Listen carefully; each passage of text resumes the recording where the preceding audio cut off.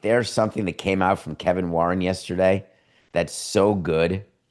He wrote a letter to the fans before their season opener, something that I did as part of our first yearbook every year for 18 years. Dear fans, it's an excitement about the season. You mention a few players, you talk about what you're doing off the field, and you sign it regards, David Samson, president. Don't you worry. I meant every word of it. It was aspirational after all, so of course I meant it. But naturally, the things you write to fans before opening day, you're so jacked up and you think that everything's going to work out. But this letter was awesome. Talking about the pivotal juncture that the Bears franchise is in regarding its home in Arlington Heights. Man, it's been pivotal for 2 years. But this time, I really mean it. Right now, this is the pivotal time. And then Kevin Warren went out of his way to fool the audience and to trick his fans, and I won't allow it. He told you that we're building the stadium for zero state money. We don't need any state money for construction. We're not going to go to the state for any money for construction. We're not going to Cook County or anybody for money for construction. They're tricking you. Yes, it is true. They're going to build the stadium in Arlington Heights with private money. But guess what? They need state money. They need state money for infrastructure, ingress, egress, exits, highway, paving, parking spots, the huge. They also need the state to forego property tax on a privately owned piece of land with a structure on it. I don't know about you, but I spent yesterday, after I read this letter, I wrote my own letter. I wrote my own letter to fans of Nothing Personal. I haven't released it yet, but I'd like to, and I may one day. My letter said, "Dear fans of Nothing Personal, we are going to continue to give you 2 hours a day, 5 days a week, and we're going to do it at no cost to you. But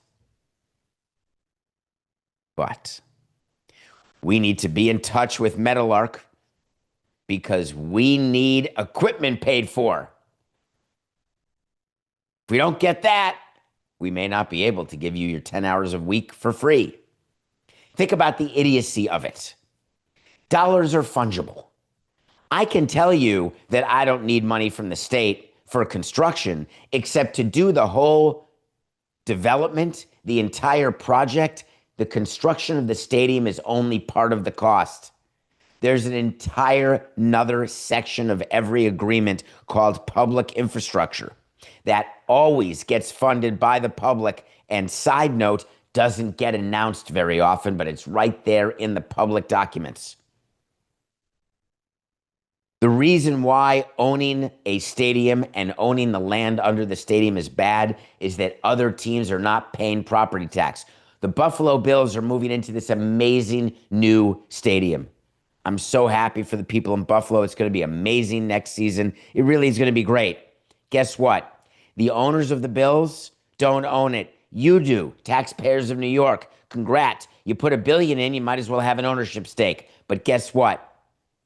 What it means is that you're the owner in name only. The Buffalo Bills have the right to exploit that stadium for every dollar of revenue and keep every dollar of revenue. I cut the same deal with Marlins Park. We don't want to own the land. You own the land. Because if you own the land, there's a special little law that says any government-owned land doesn't pay property tax. Amazing. Why would I want to own the land and pay property tax? That cuts into my margins. That would mean I have to increase tickets by even more, to the point where I don't know that the supply-demand economics would rule the day anymore. So the Bears are being tricky.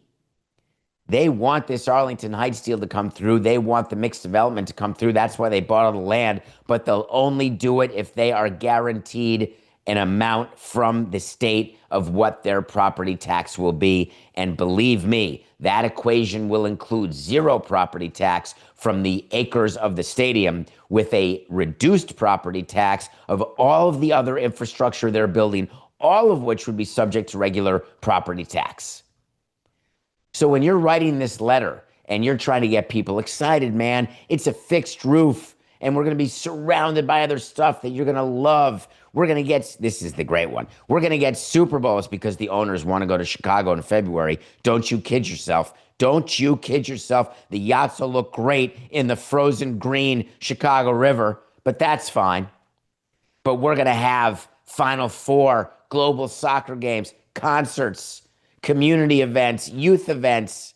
My God, they're listing things as though they're going to run some sort of Hudson Yards, Chelsea Piers situation. It's going to be amazing. Does it sound familiar? Well, the Tampa Bay Rays promised that.